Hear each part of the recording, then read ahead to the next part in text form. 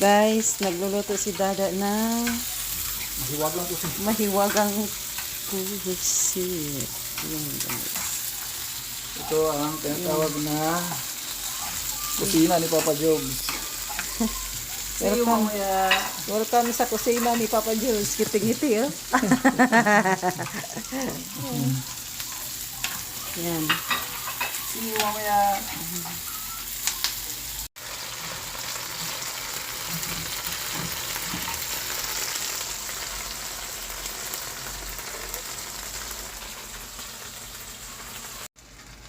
Ito na talaga siya. Almost done.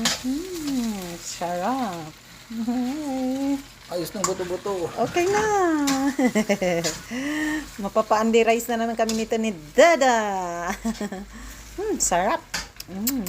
May tugas. Okay.